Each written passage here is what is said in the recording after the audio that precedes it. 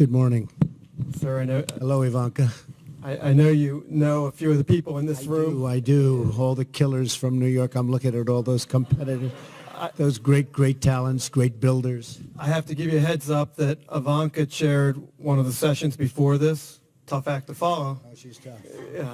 Very tough. Vice President Pence listed some of the amazing accomplishments that have taken place since your election and your 75 days in office. The stock market has had almost unprecedented sustained growth. Unprecedented confidence from our manufacturing sector and other business sectors, leading to massive private sector investment and job growth. You have gotten rid of regulations that were unnecessary and were job stifling. You have strengthened our borders and strengthened our military. You've nominated a superb Supreme Court justice, amongst many other things. How does all that feel? And we're getting unbelievable credit for what we've done, other than the mainstream media, which just gives us no credit whatsoever. Right. But we are getting tremendous credit. And if you look at the real estate industry, the mining industry, the farming industry, if you look at any of the major industries, you see what's going on. In fact, even today I was very happy, as I read this morning early, that our trade deficit with others has gone down very considerably in the last short period of time. It's having a big impact. And as you know, I'm meeting with the president of China on Thursday and Friday in Palm Beach, Florida. And I think we're going to have a very interesting talk. We're have a lot of respect for him. I've spoken to him numerous times. But we have to do better because our deficit with China, as you know, $504 billion.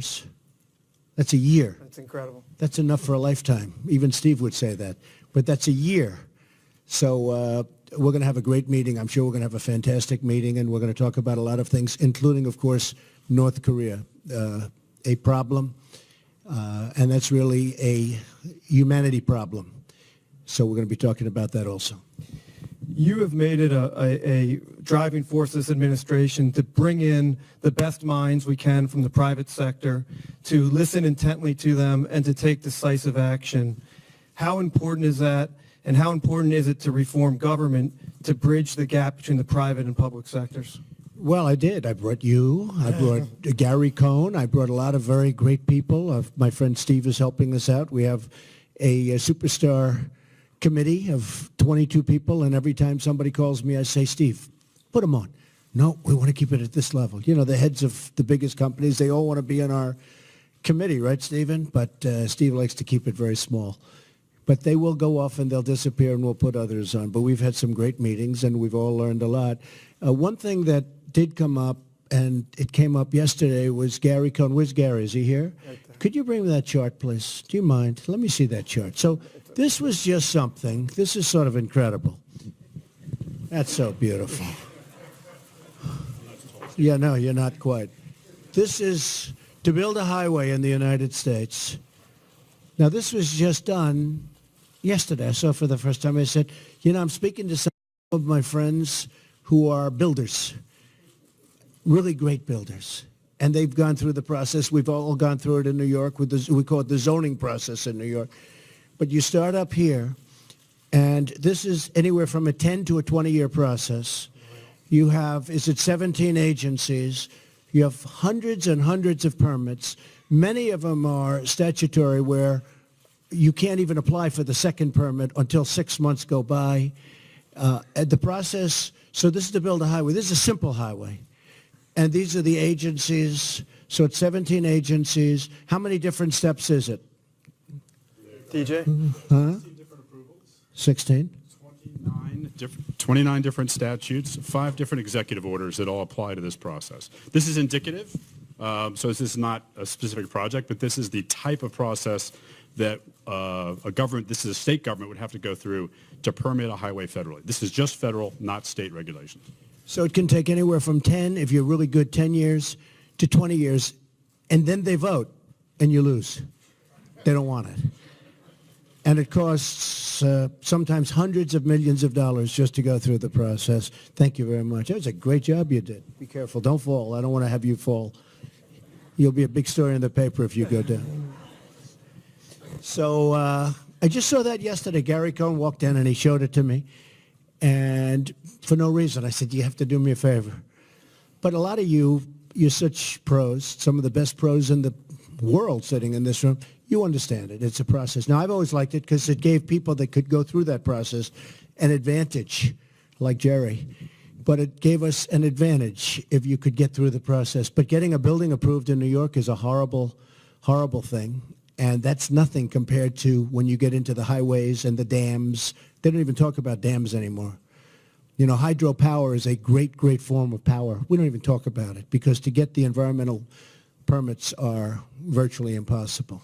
It's one of the best things you can do, hydro, but we don't talk about it anymore. So we've come to a halt. We have a tremendous person that we put in charge of EPA, Scott Pruitt, who is an environmental person. He wants clean air, he wants clean water, but he doesn't think it takes you 26 years to get a permit to build a building and to have jobs, at which time those companies are usually gone out of business, et cetera. So we're really speeding up the process. We're going to try and take that process from a minimum of 10 years down to 1 year. I said, can't we make it 4 months? Can't we do it in 4 months? And there is a certain logic to that, but we'll be satisfied with a year, but it won't be any more than a year. So we have to build roads, we have to build highways. We're talking about a very major infrastructure bill of $1 trillion, perhaps even more. And when we have to do our jobs, I mean, if we say we're giving to New York City hundreds of millions of dollars to build a road someplace, it doesn't help if they can't start because it's going to take 7.5 years to get the permits. Even to redo a road takes years to get the permits. You know, you have a road that's there and you want to redo it and you have to get new permits for the kind of asphalt you're using, the kind of concrete you may want to use. And if we're going to give all of this money, you know, there was a very large infrastructure bill that was approved during the Obama administration, $1 trillion. Nobody ever saw anything being built.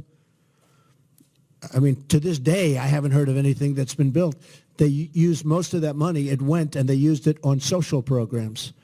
And we want this to be on infrastructure. I'm working with Steve Roth and with Richard Lefrak, two friends of mine that are very good builders. They're great builders. And they know how to get things done. They know how to cut red tape. Then we're going to give them the advantage of having what we have. I see Elaine is here, so we're so important, who is doing an incredible job, by the way, Secretary of Transportation.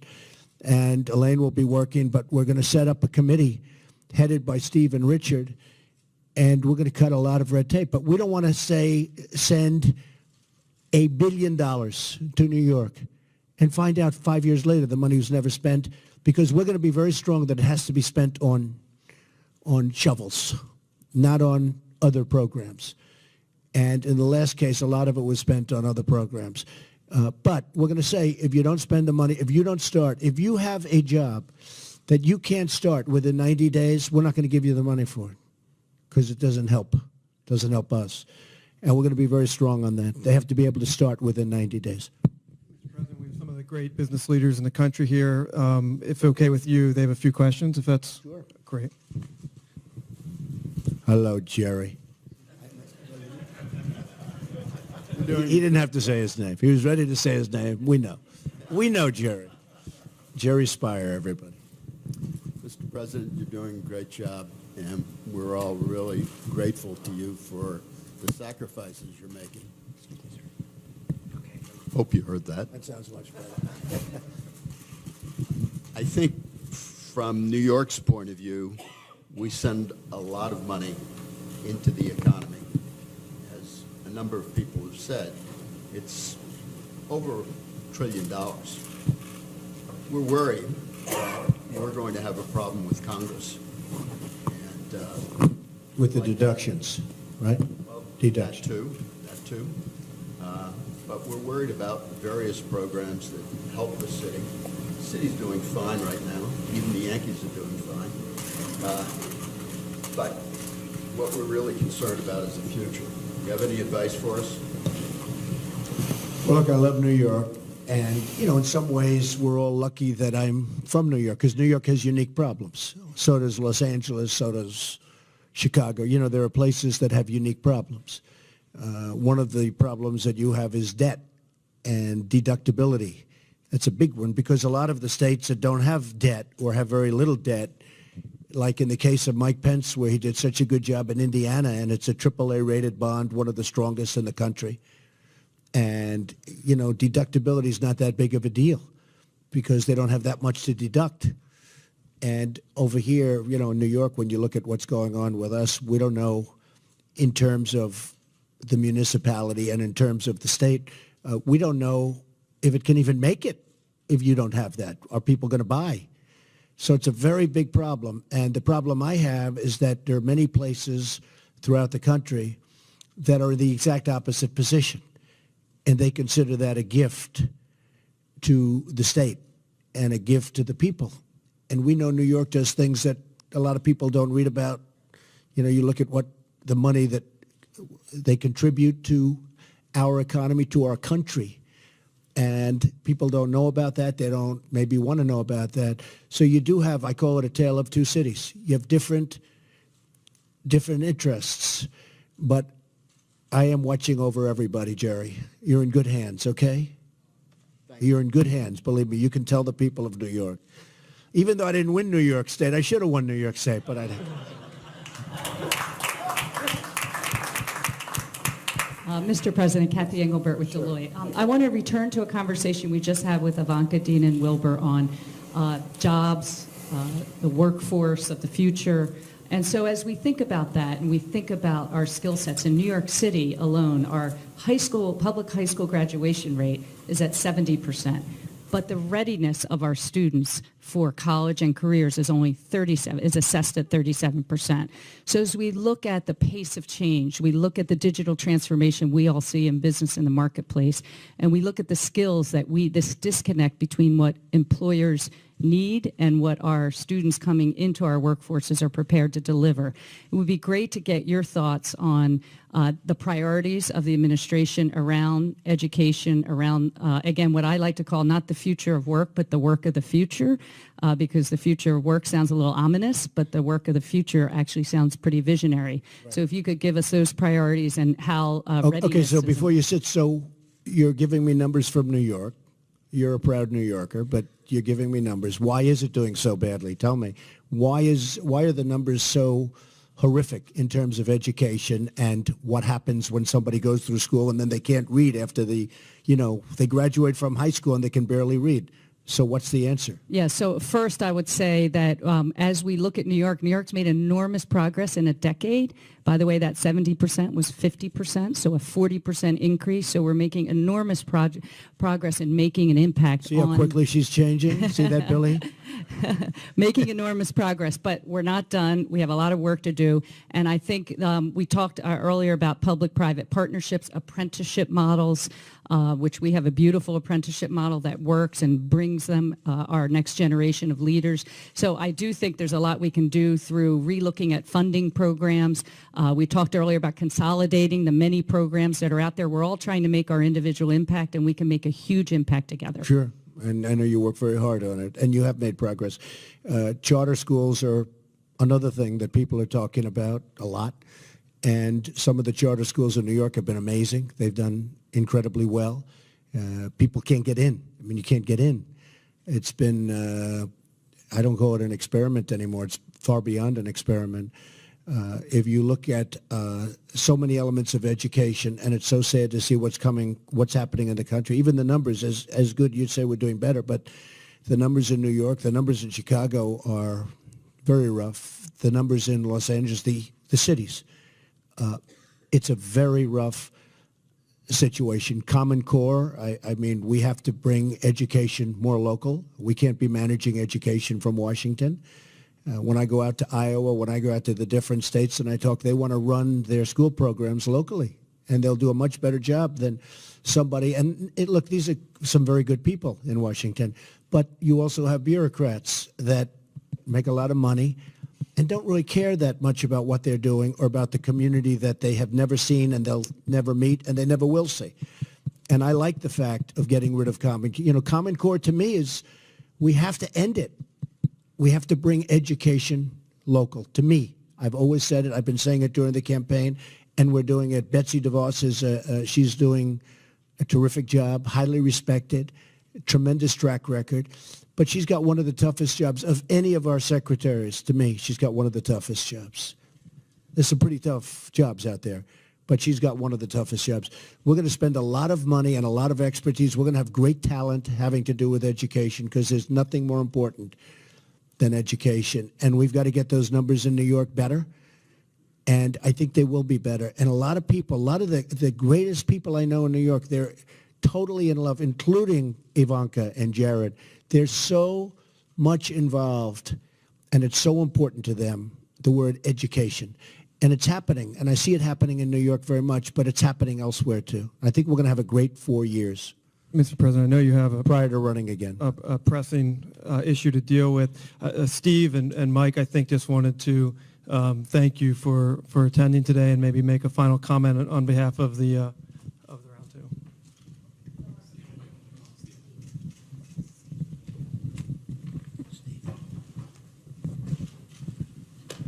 Well, thanks a lot for being here, and thanks for everybody for being here. It's been a really interesting day, and you've had everybody of importance at the event.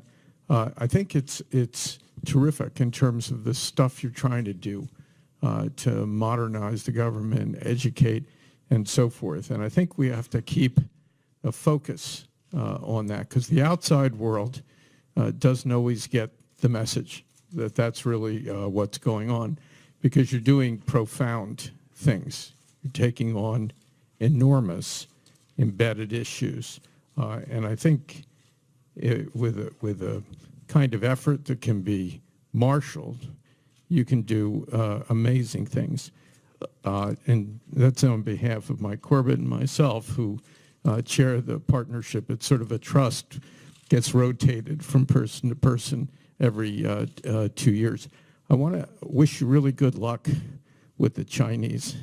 That's an important thing, as we all know. And I think there's a real opportunity to make progress with them.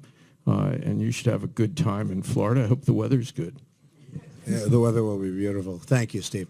I just want to finish by saying that we are absolutely destroying these horrible regulations that have been placed on your heads over not 8 years, over the last 20 and 25 years. You have regulations that are horrendous. Dodd-Frank is an example of what we're working on, and we're working on it right now. We're going to be coming out with some very strong, not far beyond recommendations. We're going to be doing things that are going to be very good for the banking industry so that the banks can loan money to people that need it.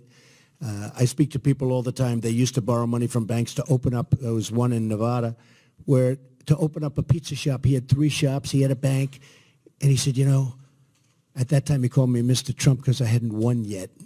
But he said, Mr. Trump, I can't open up anything. I can't do anything. The banks don't even, I had a bank for 20 years. Now they don't even take my phone call, and I was always a very good customer.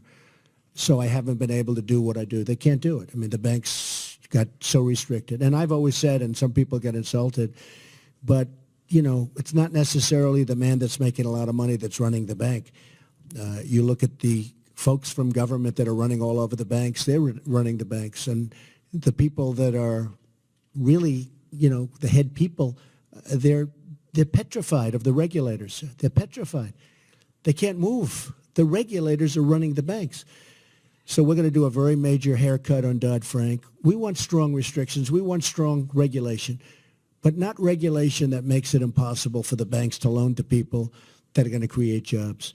But we're doing, that's just one example. We're doing so many cuts on regulations, and we have a book on regulations, and if you add them all up, it goes up to the ceiling 3 times over. It's just one after another after another. It's just like that chart. I thought that chart was so descriptive. And every industry is just like that chart. And that's to build a simple roadway or highway. That's what you have to go through. And we're going to be able to get rid of 95% of that and still have the same kind of protection. And we want safety, and we want environmental protection. I mean, I've won awards on environmental protection. I'm a big believer, believe it or not. But we want that kind of protection. We want clean air, and we want clean water. But we shouldn't have to get the approvals from 16 different agencies for almost the same thing. So we have a country with tremendous potential.